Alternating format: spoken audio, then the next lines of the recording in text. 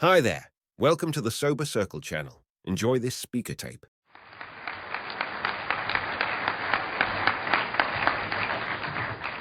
My name's Adam. I'm an alcoholic.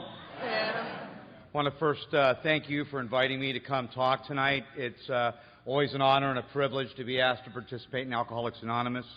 Ultimately, it's a responsibility to give back what was so freely given to me. I want to welcome anybody that's new. You know, if you're trying AA one more time, if perhaps you don't think this will work for you, if you don't want to be here tonight, you know, if you think this is all a big misunderstanding,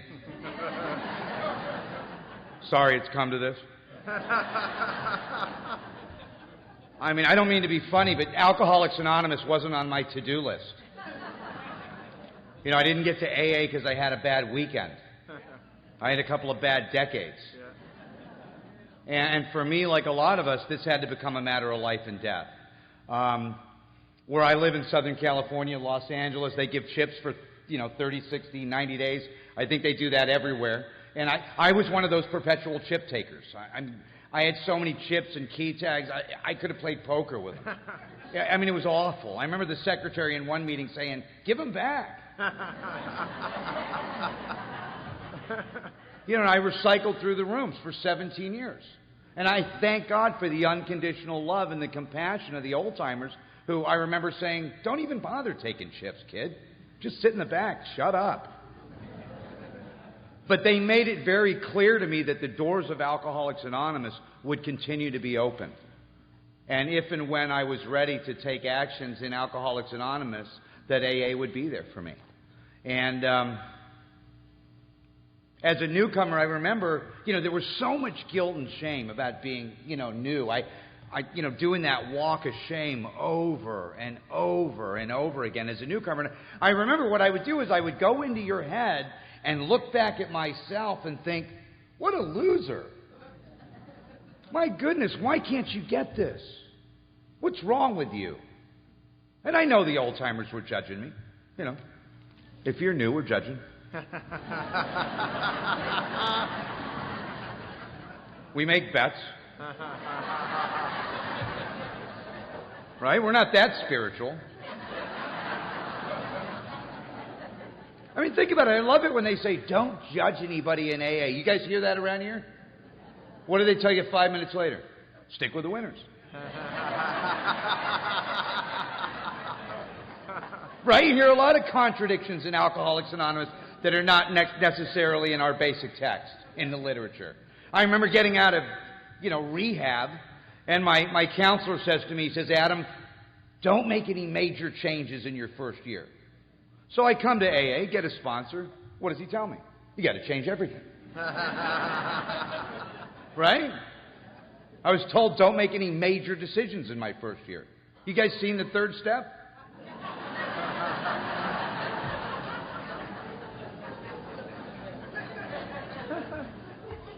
How about don't get in a relationship in your first year? That's a good one.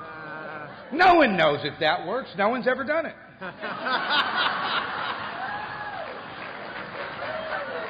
Maybe in this crowd. But there's a part that we read called "We Are Not Saints." I tell people, if you got a halo, don't let it choke you. But the one I love is God doesn't give us more than we could handle. If that was really true, if I really believed that statement, then I wouldn't need God's help.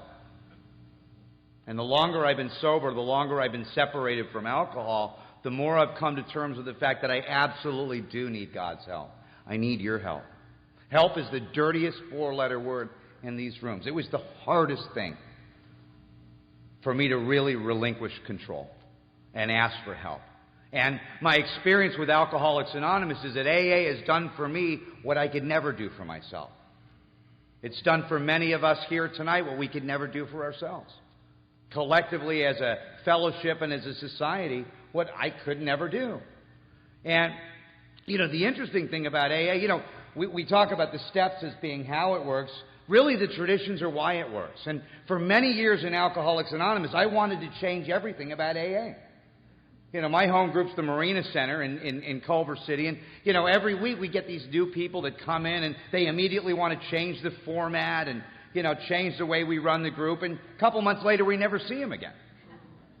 And I wanted to change everything about AA as a newcomer, too. And you know what? The longer I've been here, the more I want to keep Alcoholics Anonymous exactly the way it is.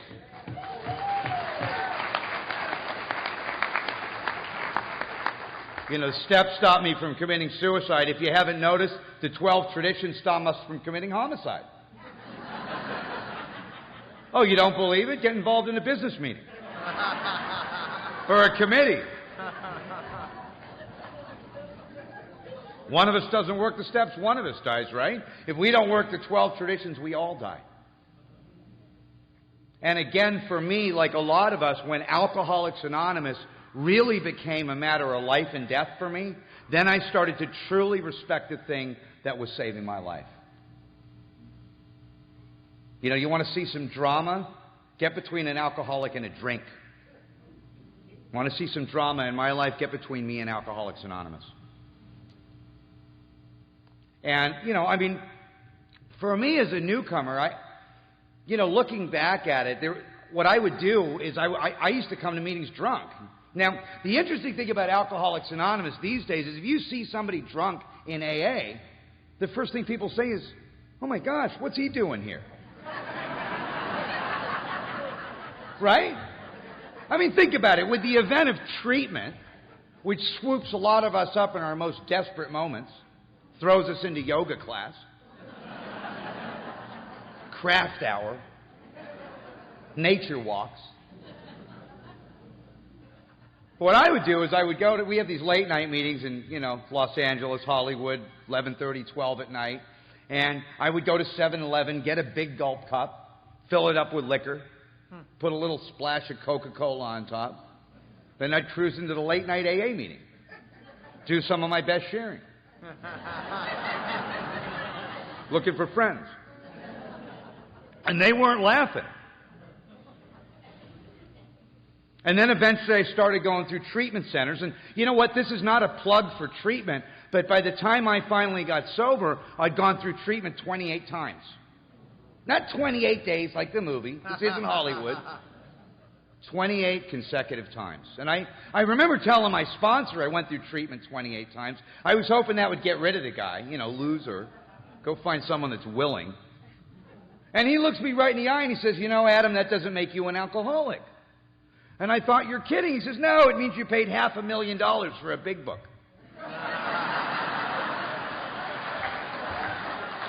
I wasn't laughing at that either. I didn't think that was funny. The big book's making a big comeback in AA. And I'm not going to start quoting pages tonight out of the big book. But page 101 of the big book says any scheme that attempts to shield the alcoholic from temptation is doomed to failure. See, treatment was a great place to fatten me up for another run, but treatment never solved the problem. And I always thought the problem was alcohol. And a friend of mine, he said, Adam, that little bottle of Jack Daniels you got there, that little shot glass, that little drink, that little 12-pack, he said, if that's your problem, you're probably not an alcoholic. And then in the very next breath, he says to me, and if you are in fact an alcoholic, the type that's described in the doctor's opinion in the big book of Alcoholics Anonymous, your problem isn't alcohol. And it took me another decade to understand what he was trying to tell me. Because for me, it was obvious I couldn't live with alcohol. Everyone could see that. From the time I was in junior high school, they call it middle school now. I'm in 8th grade. I'm already passed out under the bleachers, peeing in my pants, drooling on my desk. My nickname was Space Cadet in 8th grade. I couldn't find homeroom. But see, the greater aspect of this disease for me as an alcoholic is not that I can't live with it, but really that I can't live without it. Not happily and not successfully. And what it really means for me to be an alcoholic is that I have a mind that somehow always takes me back to alcohol. A mind that always leads me back to a drink. I have a mind A defiant mind, a mind that will argue with anybody about anything at any time. You tell me it's black, I'll tell you it's white. You tell me it's big, I'll tell you it's small. You tell me to go left, I'll go right with an attitude. And then I'll blame you for eternity. Defiance dogs my every step. That's why we say denial is an acronym. It stands for Don't Even Notice I Am Lying. Think about it. You could tell an alcoholic, but you can't tell him much. Right? You don't believe it? Try sponsoring somebody.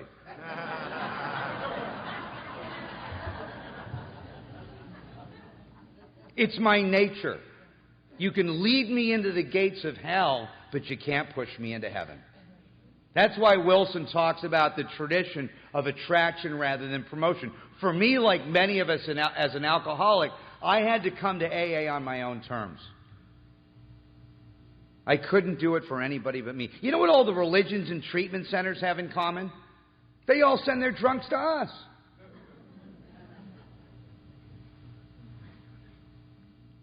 And I remember it like it was yesterday, that turning point for me when I was in one more treatment center. I was 120 pounds. I was dying of alcoholism. I was broken. I was hopeless. I was dirty. I'd let everybody down one more time. Remember that great feeling in detox? Some of you guys were probably just there. And I'm sitting in the detox circle with my fellow associates. A vision for you. And this woman from AA comes in, on her H&I panel. Now, H&I in Southern California, I don't know if you have a similar committee here, but it stands for Hospitals and Institutions. And it's a committee of Alcoholics Anonymous that brings meetings into prisons and treatment centers and detoxes. So, this woman's on her H&I panel, and she's, talking to us in detox. And she looks us all up and down, and she says, if I could give you all the gift of recovery, I wouldn't do it. And I looked at her, and I looked at the guy next to me, and I said, what a bitch. And then she said something that would later change my life. She said, the reason I wouldn't give you the gift of recovery is because I wouldn't rob you of the journey. And all of these years later, I understand that journey to recovery, just like that journey to surrender, that each and every drunk has to walk, is personal. And if you're new, we can't give you that. That intangible gift of desperation. Now, there's an acronym for you. A friend of mine said God stands for grow or die. He wasn't that soft and fluffy with me. And I had to get to that turning point. A place in my life where my head can't get enough and my body can't take any more. And then people like me die. And then I stop drinking and I have a whole other problem. Because now I got a body that can't process alcohol and I got a mind that can't process reality. And it always takes me back to a drink. So there I am in this place. And, like I said, I know that nobody could give me that gift of desperation. It's almost like alcohol, as the big book says, was the great persuader. I had to have a relationship with booze. I had to get to that place of hopelessness. And, my experience now is that I could write all day long on step one. Until I'd beaten down that liquor store door at 5 in the morning, 5:59, over and over and over again. Or paid the clerk at 7-Eleven after closing $100 for a six-pack. Or done a lot of the despicable, diabolical, disgusting things that many of us do on that journey to pitiful and incomprehensible demoralization. You think writing about it was going to help me see the truth? I had to have a relationship with alcohol. And, if you're new, if you haven't noticed, we're the only people that want a reward because we ran out of a burning building. Think about it. You know, if you're feeling heroic because you gave up your big Thursday night to hang out with us, this is the only place on God's earth where they'll actually applaud because you came in to save your own life. Right? You know, I throw away my job, my house, my car, my relationship. You give me a little plastic chip, and I'm supposed to be happy?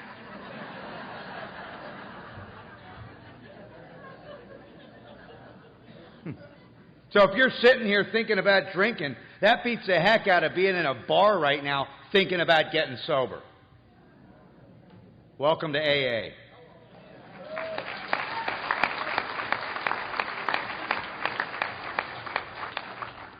If you're waiting for the miracle to happen, guess what? It might have already happened. You're here.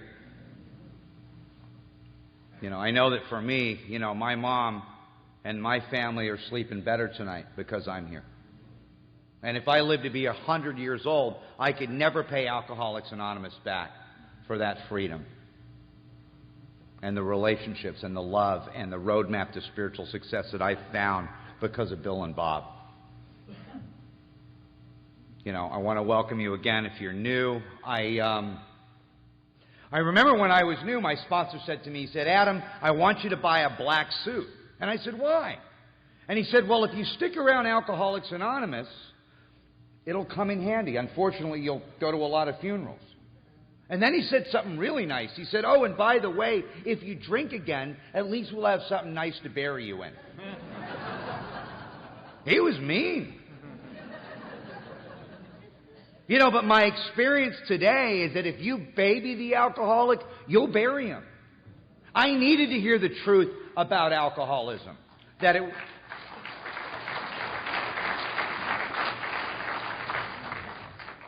was fatal, it was progressive, it was chronic. And I know a lot of people throw the phrase out, don't drink no matter what. But, you know, in my mind, I think, why don't you join Nancy Reagan's merry band of winners and just say no? When everything demands that I stand and deliver, I show up drunk. I have no effective mental defense against the first drink. I can't bring, like the big book says, into my consciousness with sufficient force the pain and suffering of a week or a month ago. I love it when people say, what's your drug of choice? I'm like, alcohol is my drug of no choice.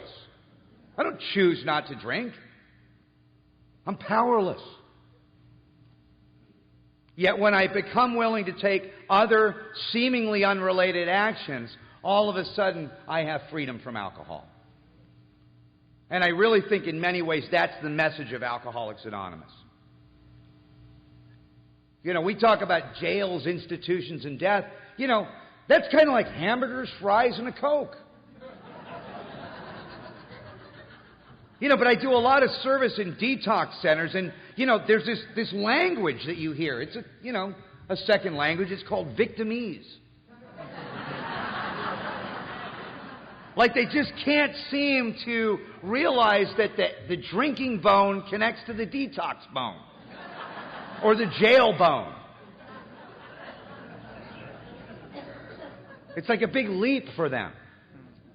And I guess it was for me.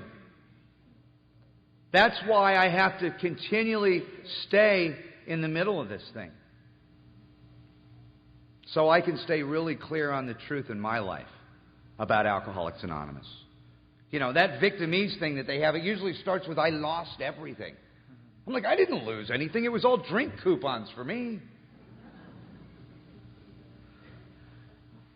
You know, I know there's a relationship for me between willingness and surrender. And I see it in my life. They seem to be equally proportional.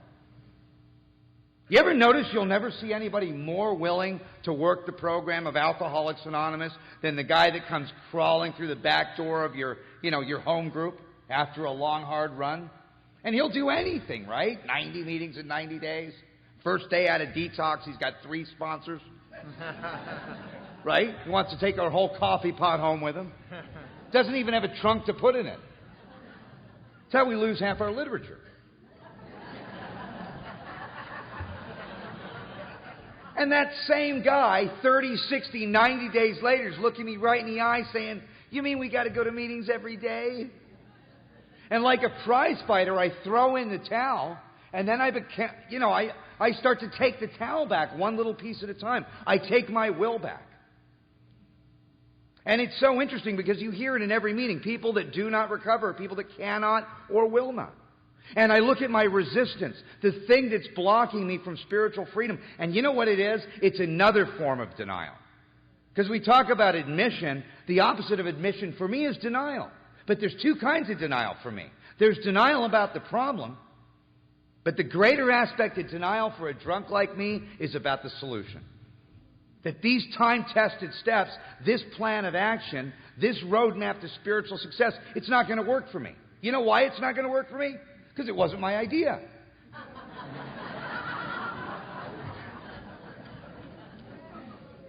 Sound familiar? Like minds think alike.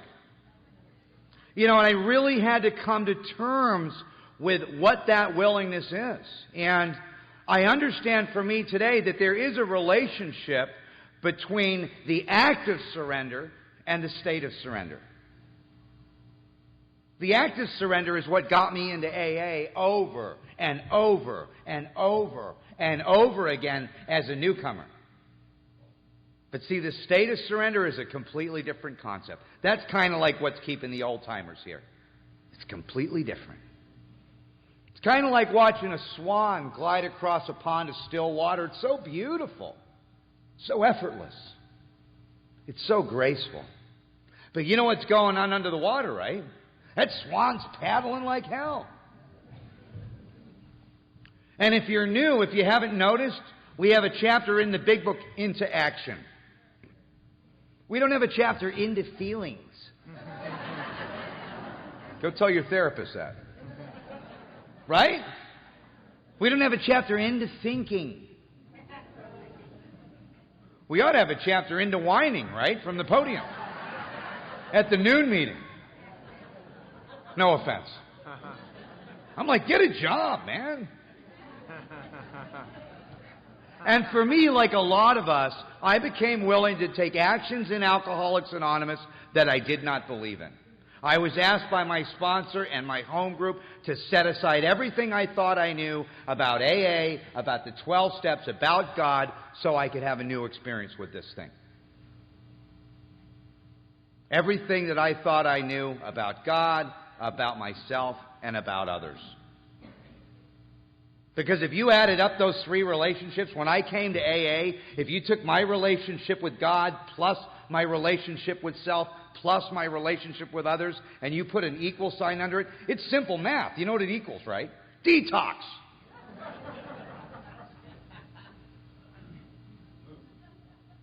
Now, in the therapeutic community, there's a science called cognitive behavioral therapy. It's expensive, right? In AA, it's $1. And it's one sentence. You can't think your way into right living, but you can live your way into right thinking. Very, very simple. Bring the body, the mind will follow. Now, for me, that was the hardest thing in the world to do. Because I couldn't set aside my old ideas. I couldn't let go of a belief system that I had established from the time I was a child. And it's so interesting because, we have a circle and a triangle, the three legacies of AA, recovery, unity, and service. And it's been revealed to me just from experience that triangle, recovery, unity, and service, translates into three specific actions for me. Contribute, belong, and learn. Contribute is service, belonging is unity, to learn is to uncover, discover, and discard what's blocking me. And the more that I sit in the center of that triangle and take those very simple actions, the more that I somehow feel wanted, needed, and loved in every area of my life. And if you're new, we can't give you that without taking the action. I couldn't experience that until I was willing to take actions here that I didn't believe in. It's just that simple. If there's a weight pile and I lift weights every day, am I going to get strong? It doesn't matter how I feel about it, what I think. And those simple actions in Alcoholics Anonymous eventually began to change my perception. All of my life I predicated everything on how I felt. I don't feel like showing up for work. I don't feel like sitting in the front. I don't feel like taking commitments. I don't feel like being responsible. And in Alcoholics Anonymous, I had to reverse that process. And by taking the actions, my thinking and eventually my feelings changed. And it's just that simple. And if you're new, I wish we could give you that, but like everything else, I had to take the action. And we talk about drinking all day long. If you haven't experienced it, you couldn't really understand why we do what we do. That's why normies are like, I can't believe you did it again. You know, now, speaking about hospitals and institutions, H&I, I do a lot of H&I. You know why? Because I'm an alumni from everywhere.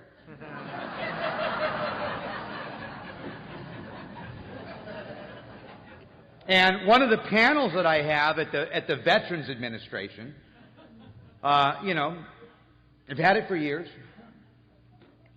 One of the greatest illustrations of surrender that I'd ever experienced came out of one of those panels at the VA. Now, you get into a room, you know, we have big meetings at the VA in West LA, you know, maybe like 100, 150 guys, soldiers. Now, you get in a room full of soldiers, and you start talking about surrender. You know what happens, right?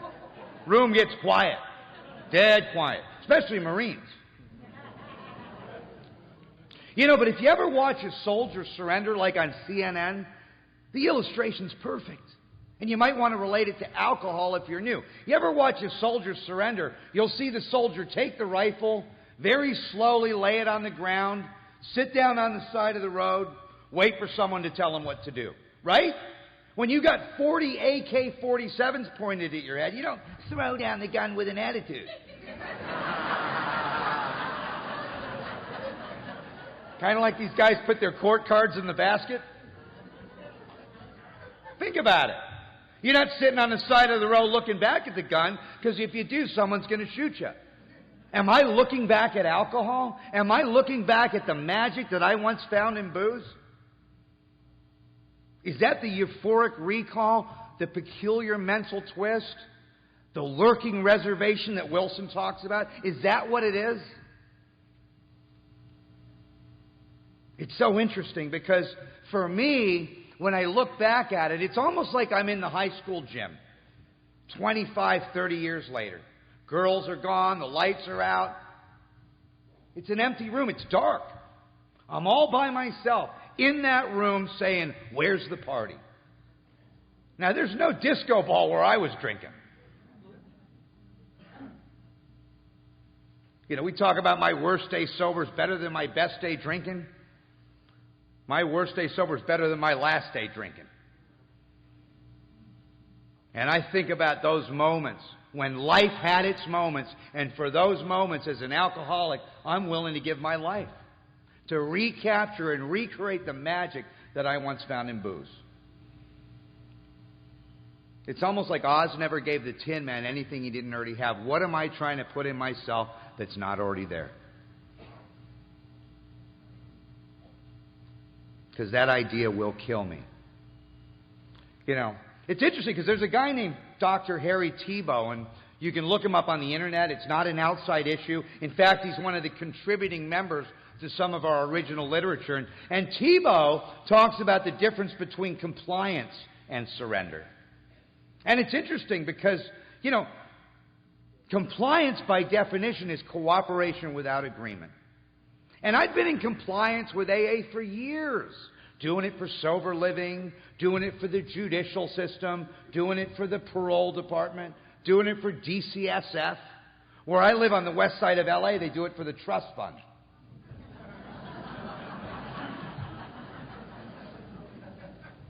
But see, that concept of surrender, kind of like that soldier that lays down that rifle, that concept is unconditional. If you're new, for me, I had to see that there could be no reservation. I had to get to AA on my own terms. That's freedom. I mean, we say freedom is another definition for nothing else to lose. I had nothing else to lose at that point. It became do or die for me. You know, and I eventually got to that place, and I was able to see the truth. Because if you're like me, as an alcoholic, fear's not going to keep someone like me sober. Fear doesn't work. Getting a third strike, living on the street, being homeless, losing my career, throwing away my education, losing my family. Did scared straight work for you guys? Went right over my head.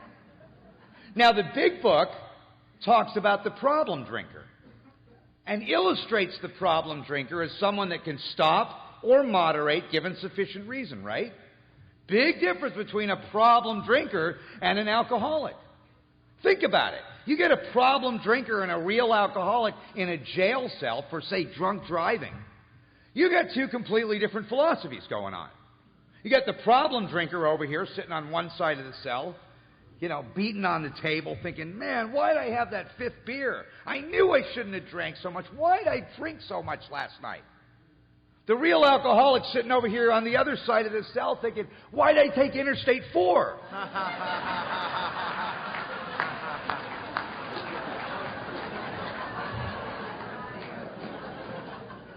Oh, the court card people never laugh at that joke. Right?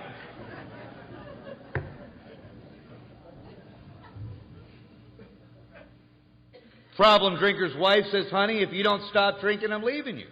Problem drinker cleans up his act, doesn't drink in the house, gets a little Visine. Now, if my woman says to me, honey, if you don't stop drinking, I'm leaving you, you know what I'm thinking, right? I'm thinking about single life. And I got to look at my relationship with alcohol, because if anything got in the way of alcohol, it was out of my life. I mean, alcohol completed me. It had me from hello. I used to say, don't drink no matter what, but alcohol wouldn't listen. Alcohol was my master. It owned me. And if anything got in the way of booze, it was out of my life. In fact, I slowly compromised everything to continue to drink. And if you're new, my experience with Alcoholics Anonymous is almost the same. If anything gets in the way of my recovery, it's out of my life. A woman, I don't care how beautiful she is, how much she loves me, how great she makes me look. Oh, I got an ego. I'm entitled. I remember the first time I said that from the podium, there she was in the back of the room. She's like, honey, you don't look like an alcoholic. Oh, my goodness, you're not speaking again. It's the weekend. Why do you got to go to all those meetings, honey? Oh, my gosh, that program of yours, it's getting in the way of our relationship. Yeah, you heard that too, huh? So a couple months later, it's Thanksgiving dinner. It's meet the parents night. I'm at the head of the table, her and her lovely family. Out comes the exotic wine. She's like, honey, you can have one glass of wine. Oh, come on, just one glass. Sweetie, it's natural wine. 4 more rehabs. Oh, yeah, I stole her purse that night. Went down to the hood and got an outside issue.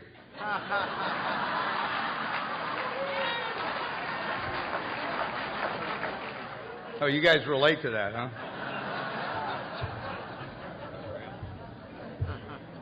And she came to detox with a get well card. Oh, yeah. I got 4 cards from that one. She had another problem. Yeah, for her, a slip was 10 minutes of compassion. I know, I spoke at an Al-Anon convention a couple weeks ago. They didn't like that. They can't stand to see us have fun.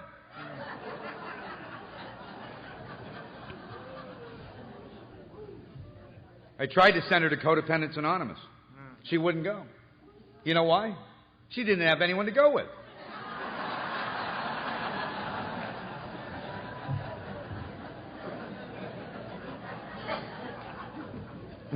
It's horrible, isn't it? I told her when she dies, someone else's life will flash before her eyes.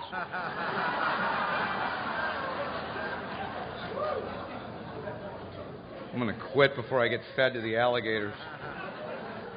But that's the reality for me. If anything gets in the way of AA, it's out of my life. I have sponsees that pay more in taxes than I earn all year.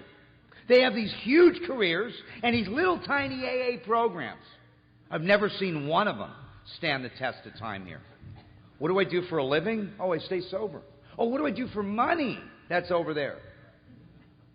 Now, if I get those two things mixed up, I'm back in handcuffs.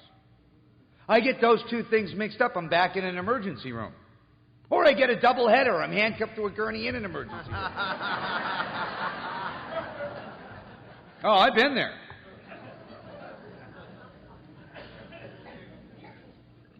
Anything I put in front of Alcoholics Anonymous. In fact, when I look at it, what I would do is I would build Alcoholics Anonymous around my big life.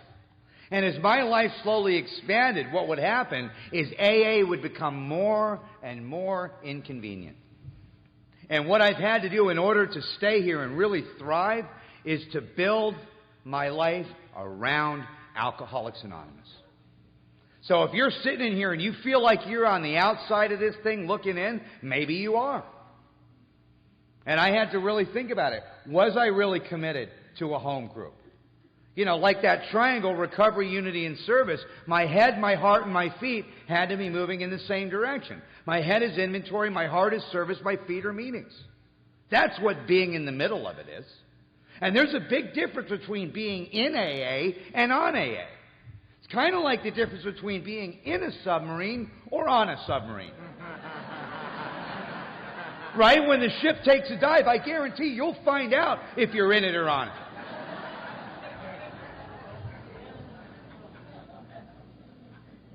And the book talks about the certain low spots. Will I survive those low spots ahead?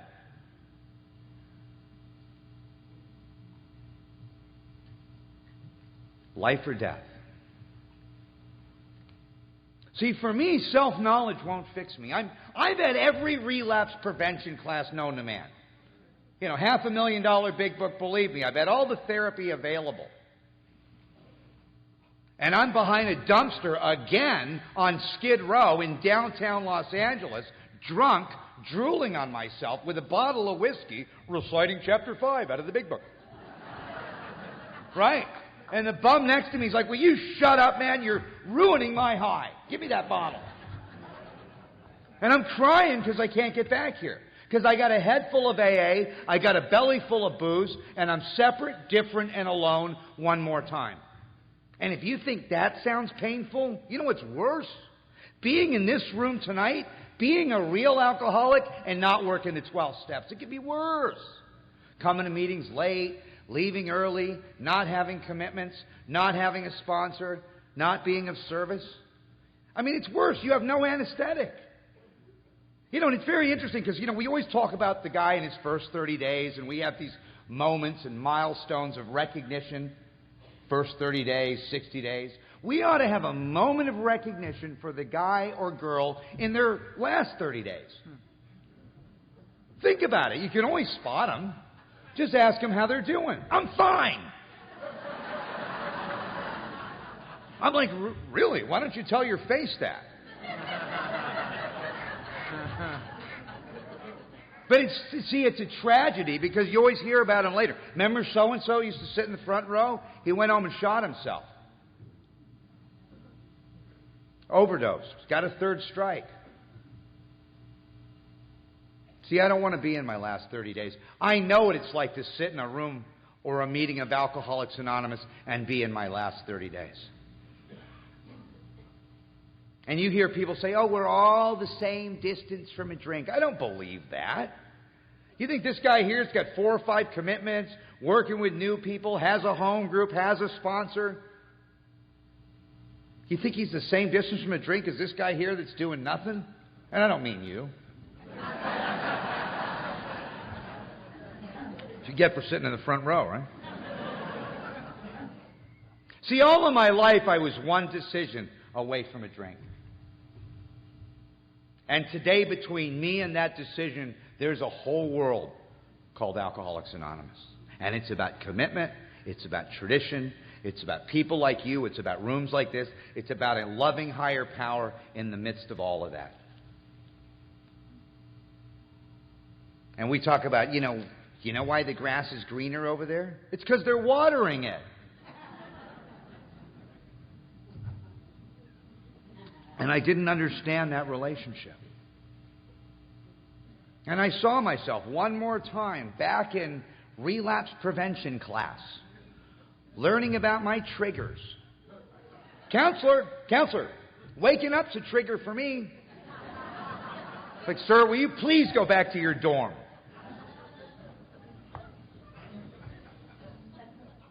I remember telling my sponsor, I said, sponsor, I had a degree when I came to AA. And you know what he said to me? He said, Adam, thermometers have degrees. You know where they stick those? He was mean, vicious, insensitive to my feelings. See, the knowledge is necessary. It's necessary for me to win the confidence of a newcomer. Where no one else could do it, where the clergy couldn't do it, where the therapist couldn't do it, where the drug and alcohol counselor couldn't do it, where the parole department couldn't do it, another drunk was able to win my confidence because he lived like me. He felt like I did. Not just with a drink in his hand, but more importantly, in untreated alcoholism. Another alcoholic was able to win my confidence when we talked about resentment, when we talked about selfishness, when we talked about dishonesty, when we talked about fear. Another drunk was able to win my confidence because he lived and felt like I did. And you know what the greatest thing I ever heard in AA was? 3 simple words. Yeah, me too. And somehow, through that process, I realized how really the same so many of us are. It was just that simple. On the way over here, we were talking. I know a crowd like this. Do you guys remember Gilligan's Island? Did you ever notice that Gilligan's Island was the 7 deadly sins? Think about it. The captain was gluttony. Gilligan was sloth. Mary Ann was envy. Ginger was lust, right? Mr. Hal was greed. Come on, I would have killed everyone on the island but Ginger. Maybe I would have kept Mary Ann around for a little drama.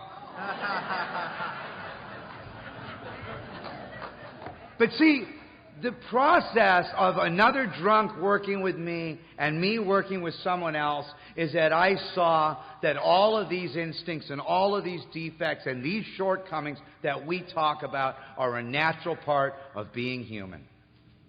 The things that I was so ashamed of, these defects.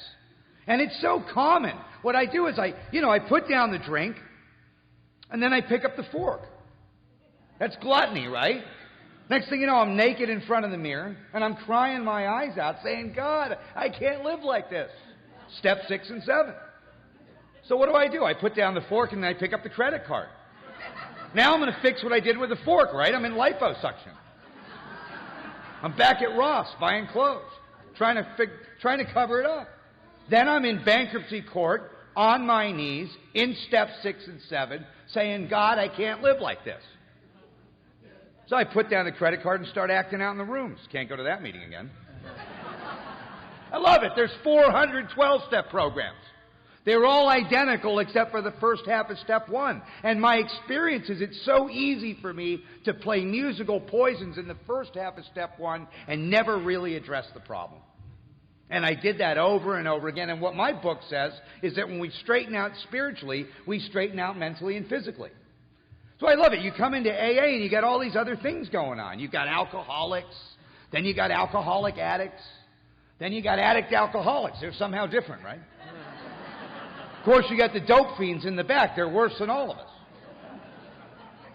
And my experience with AA today is that if we don't have a common problem, we don't have a common solution.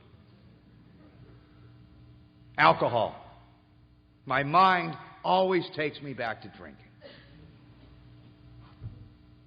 Self-knowledge. You notice at the end of these meetings, they don't say, keep coming back. It works if you know it. It says works if you work it. And my experience is that these principles, it is only through application and practice that I become spiritually fit. Thinking it through doesn't work for a guy like me. I love it when they say, just play the tape through. I love that. I'm driving my brand new car down the freeway past Skid Row, and I play the tape through to the cardboard box, the dumpster. And you know what my head tells me? Oh, Skid Row wasn't that bad. Toothless honey, I can make it on Skid Row. That's insanity, you know. Normal people don't laugh at that.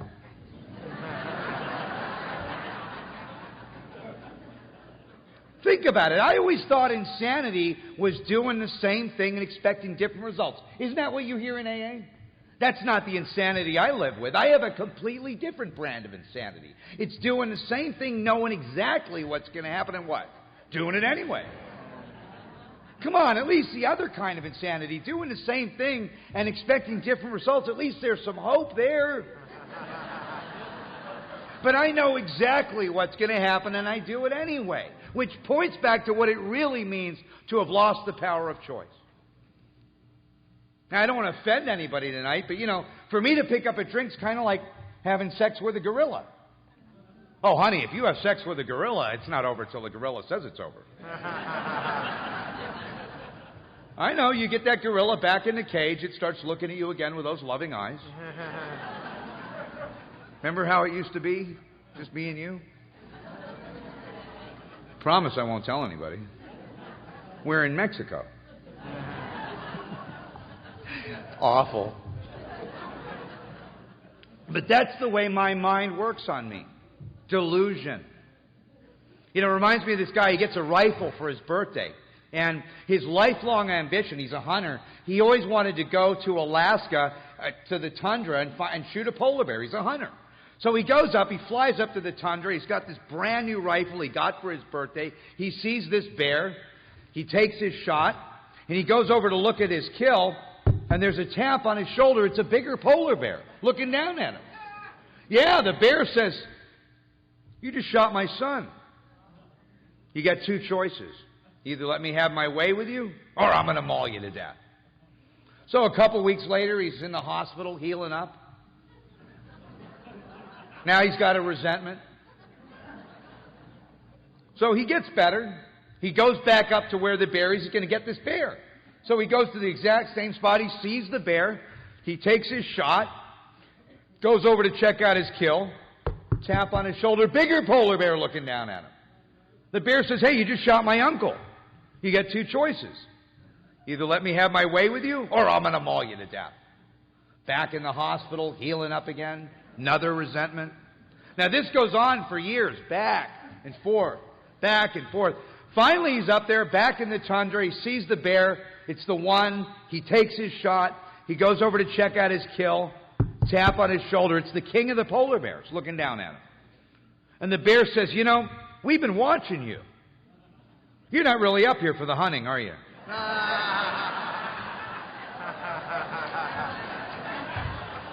It's a little graphic.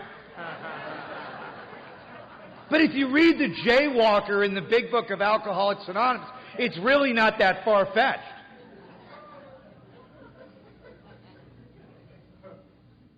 See, all of my life I was driven. I was driven by selfishness. I was driven by dishonesty. I was driven by fear.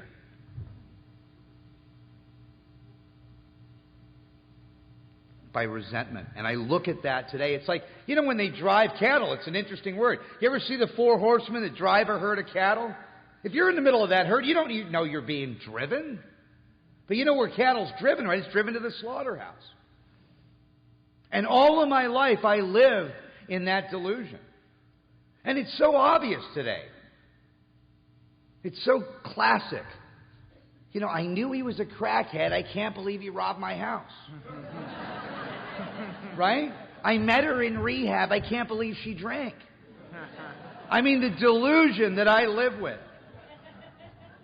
The faulty relationship with this power based on self-reliance. The resentment that drives me to a state of spiritual maladjustment that I have only one choice: to drink. And unless I can find something to solve that spiritual problem, I'm doomed. my mind will always take me back to a drink. And eventually I had to really see that, when I was talking about it earlier, this body that can't process alcohol, this mind that can't process reality, a lot of people come into AA. I've seen people that I drank with. The doctor's opinion talks about the thing that ties us together is the phenomenon of craving. But a lot of people come into AA, and as soon as they put that drink down, they fit in. I mean, you hear it in chapter 5. Every time we read chapter 5, we talk about our personal adventures before and after, make clear 3 pertinent ideas, right? A, that I'm an alcoholic and I can't manage my life. B, that probably no human power can relieve my alcoholism. And C, that God could and would have sought. And I'm thinking, before and after what? But for me as an alcoholic, it's before and after I put down a drink. The problem drinker comes into AA and thinks the second half of step 1 is because of his drinking. If that's true, stop drinking. And a lot of people, like I said, come into AA, and as soon as they put down the drink, everything works for them. They fit in, they're part of, the career welcomes them back, they come to meetings once a year, never work a step, and their life gets consistently better. Right? They've been serene since their ass hit the seat in AA. That's not my experience. My experience, every time I put the drink down, the first thing they say to me is, "Boy, you need to be on medication." My goodness, why are you so angry? What's wrong with you? Why are you so emotional? Why can't you sit still back there? And I'm crying at dog food commercials. Right? Think about it. When I'm not drinking, I have a whole other set of problems. They're outlined on page 52 of the big book. When I'm not drinking, I'm a prey to misery and depression. When I'm not drinking, I can't control my emotional nature. When I'm not drinking, I can't manage my personal relationships. Sound familiar? When I'm not drinking, I'm of no use to other people. When I'm not drinking, I'm full of fear. When I'm not drinking, I'm basically unhappy. And the way that plays out for me in untreated alcoholism is I don't fit in, I'm not part of, you don't understand me, everybody's in my way, life's not fair, they're not treating me right, I'm not appreciated, they're not paying me enough for goodness sake, she's cheating on me, I gotta drink. Oh yeah, and something magic happens. I pick up a cocktail and I intuitively know how to handle situations that used to baffle me. Think about it. You give me a couple more drinks, fear of people and economic insecurity leave me, I'm buying the whole bar drinks. Hell, I'll write you a check. Not only are you getting better looking, honey, I'm getting better looking. Right? Come on, you give me a couple of Vicodin, I could comprehend the word serenity, and I know peace. Give me a little cocaine, I want to start a business with you. Now, if you're laughing at any of that, there's something really wrong with you guys. Because that doesn't occur in the normal or temperate drinker. Think about it. Alcohol is classified by the AMA as a depressant. 9 out of 10 people that pick up a drink, they have a couple drinks and they say, whoa, I got to slow down. I'm feeling it. I have a couple drinks and baby, I want to get married. Couple more, I want to go to Vegas. You give me a couple drinks, I'm trying to find the car keys I hid from myself before the first drink. See, for me, alcohol's a stimulant. And that's what makes me bodily and mentally different. It's not how much I drink or how often I drink, but the effect produced by alcohol in me is so elusive, I can't tell you the true from the false. In fact, it does so much for me, I don't care what it's doing to me. And that's what the earth people don't understand about us. Because they don't have the same effect produced by alcohol. It doesn't have that magic hold on them that makes them clairvoyant and intuitive. And they say stuff like, "You drank again? We're surprised when you didn't."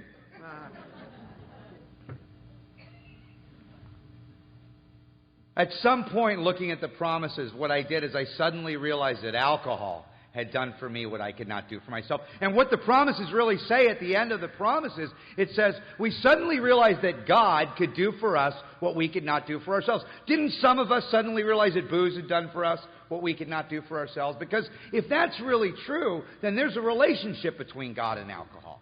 And you can see it by substitution in the promises. If you get into the ghettos in this country where everything's been burned to the ground, there's only two things that stick out: churches and liquor stores. You know why? Because they both give man hope. And if you're like me, hope doesn't matter to someone like me until I become hopeless.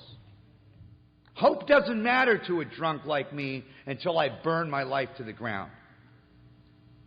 Until I get to a place of complete failure of all of my resources. You know, that's why we say from Yale to jail, from Park Avenue to Park Bench, it doesn't matter. When I got to that place where my head couldn't get enough and my body couldn't take anymore, then I had those two choices. Go on to the bitter end or accept spiritual help. And you know, and that's like a no-brainer. If you go over to your local Walmart and you do a survey, jails, institutions, and death, happy, joyous, and free. 100%. Step over to your local detox, ask the same question. People are scratching their heads saying, well, how bad an alcoholic death? Can I talk to my counselor? And as comical as it sounds, when I really understand what it does for me, that leads me to the place where I will make the supreme sacrifice. Because I don't think AA is going to work for me. That's a really hard place to be. It's a really dark place to be. A friend of mine said the definition of hell is if God were to show you all the things you might have accomplished if you'd only believed in yourself. And if you're new and you can't believe in yourself tonight, believe in Alcoholics Anonymous. Believe in the collective consciousness of this group, of this fellowship, of this society. I mean, I think Bill Wilson was in, Time magazine as being responsible for the largest social movement of the last century. This thing's affected like 40 to 50 million people. You know, and I really had to start to look at what it is. I mean, Chuck C. said it better than anybody. He said the real problem here isn't alcohol. He said the real problem is a conscious separation from God.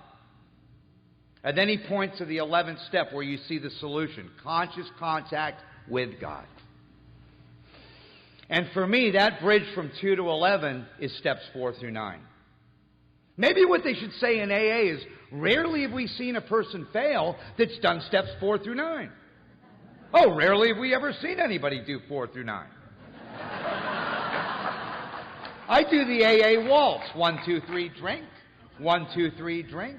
1, 2, 3. I'll turn my will and life over to anything but that which will solve the problem.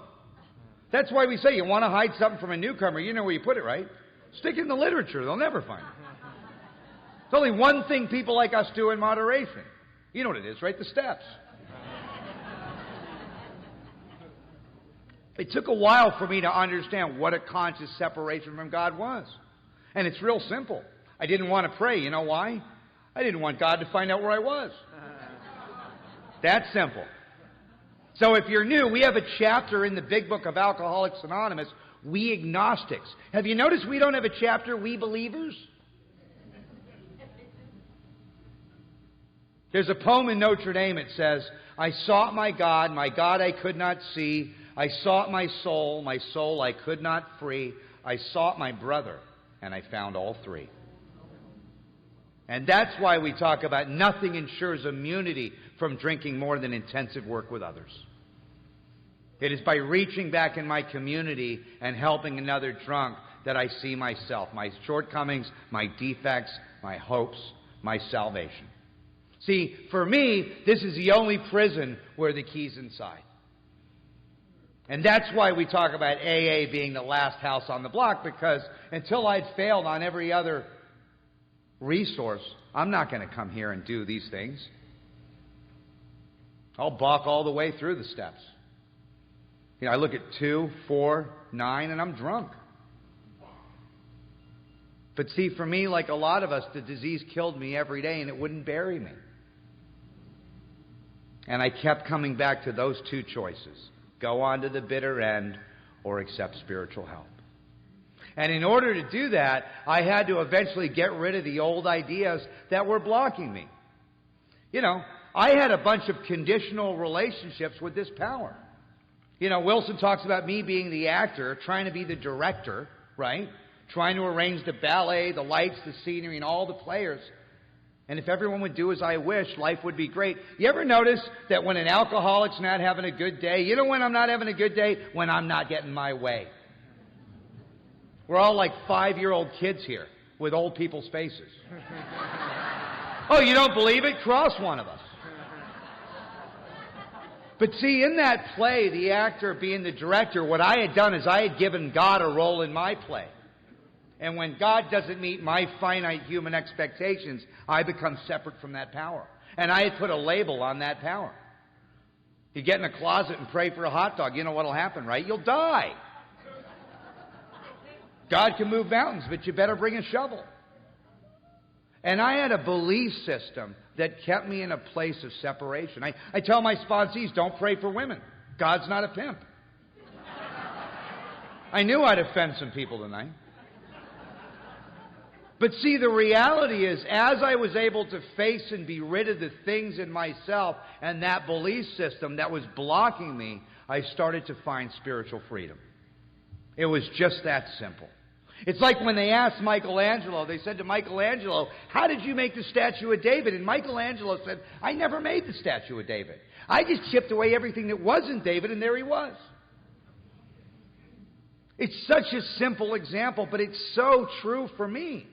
You tell a 5-year-old kid, I want you to go in your room and straighten out your room. You think he wants to do that? You tell that same 5-year-old kid, I want you to go in your room and throw out all your old stuff. We'll buy you new stuff. How long would that take? If you're new, don't rob yourself. Don't believe that this is all that there is in AA. You know, if you sit in a chicken coop for 20 years, guess what? You won't become a chicken. And I didn't understand that unless I took these time-tested steps, unless I was rid of the things in me that were blocking me, I would never realize the spiritual awakening that Wilson was talking about. And as I became willing to look at that one more time, I got around a group of people in AA that really knew how to take me through this process and show me that there was much more here than just sitting in these rooms. It was a lot more than just survival. You know, I remember my sponsor said, Adam, what do you want from AA? And I said, well, I grew up in Malibu. What I want is a yacht and a Learjet. I mean, I'm honest, right? You know, they make you write that down in your first year, what you want. And what he said to me, he said, Adam, if you work steps 4 through 9 and you consistently live in 10, 11, and 12, what you'll get, because I want to know what I can get, right? Because I'm a taker. He said, what you'll get is a quiet mind and a loving heart. And I looked at him and I said, what do I want that for? But see, you know what the opposite of a quiet mind is, right? It's a mind that won't shut up. It's a mind that's up at 3 in the morning telling you you're a loser. You're fat.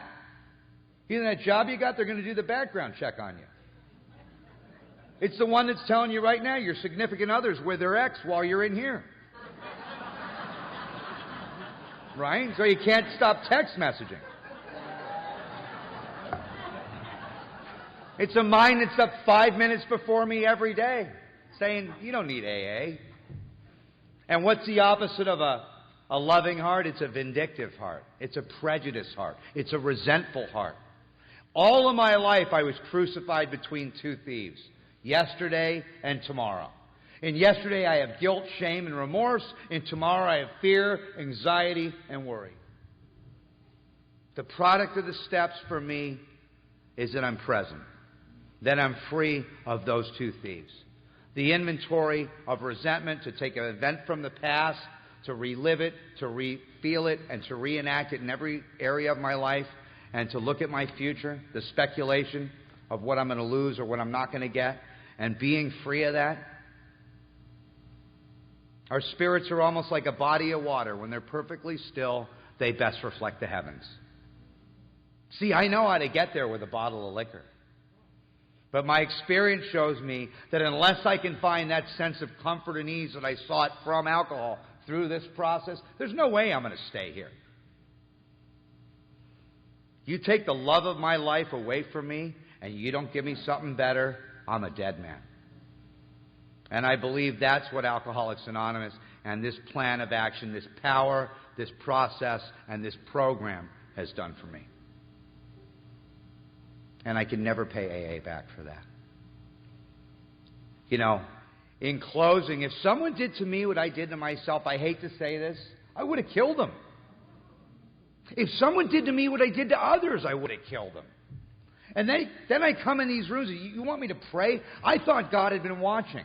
Those three relationships with God, with self, and with others, I was bankrupt. Like I said in the beginning, I was broken in those three areas. If you really look at the 12 steps by design, the steps remedy those three relationships. Steps 1 through 3 recreate and develop a relationship with God. Steps 4 through 7 recreate and develop a relationship with self. Steps 8 and 9 recreate and develop a relationship with others. It's that simple. 10 maintains my relationship with self. 11 maintains my relationship with God. And 12 through service maintains and develops my relationship with others. So coming out of the steps, I'm able to live in harmony in those basic fundamental relationships. There was a great spiritual teacher. He was asked, what's the most important thing of all your teachings? He said, love God with all thy heart, love thy neighbor as thyself. And if God scares you out of these rooms, don't worry about it. If you're a real drunk, booze will scare you back in. We got you. Back to those two choices. I have to look at that truth in my life. In steps 1 through 3, I give it up. 4 through 7, I clean it up. 8 and 9, I make it up. 10, 11, and 12, I keep it up. And as a product of that, I'm able to navigate around the drama. I'm able to match calamity with serenity. I'm able to stay in fit spiritual condition. I'm able to reach back in my community and help another drunk. See, there's only 3 prayers in this life. One is, God help me. It got most of us in this room tonight. One is, God give me. It's a big distraction. The prayer we never say is, God use me. And I thank you and the committee and everyone here for using me tonight to hopefully carry some message to maybe just one person. And I'll be forever indebted and grateful for that. Part of the word spiritual is ritual. And I have to look at the simple, unrelated things that I've been taught in Alcoholics Anonymous that have truly given me that freedom. You know, one of the oldest stories in AA, and it's really an example how this works for me, about a little 5-year-old kid. 5-year-old. He wants to play with his dad. The dad's an accountant. He's trying to think of a way to occupy the little 5-year-old boy. So what the dad does is he grabs a map of the world. You know, National Geographic, they have those great world maps. Dad rips the map of the world up into 50 pieces. He gives his son some tape. He says to the little boy, I want you to put this map of the world back together, and when you're done, we'll play. And he's thinking it's going to take this little 5-year-old an hour. Finally, some relief. Little 5-year-old boy comes back in 3 minutes. He's got the whole map of the world taped back together. It is perfect. The dad says, that's impossible. I'm 50. I couldn't do that. How did you do it? And the little boy says, you know, Dad, on the back of the map of the world, well, there was a picture of a man. I just put the man back together, and the whole world fell into place. If you're new, that's the spiritual technology of Alcoholics Anonymous for me in my life. To rebuild the man, 1 through 3 with God, 4 through 7 with self through inventory, 8 and 9 with others through amends, and to maintain, develop, and grow in those 3 simple relationships, 10 with self, 11 with God, 12 with others. And through that process, you know, I've been given a freedom that I could have never, ever imagined. I used to hear people say, I'm a grateful alcoholic. I want to throw up. But what I've come to understand about the disease of alcoholism is that this is the only disease when treated that leaves the sufferer in a better position than if they never had the disease. And I could only discover that through doing the work.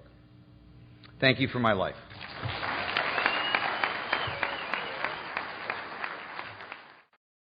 Thanks for listening.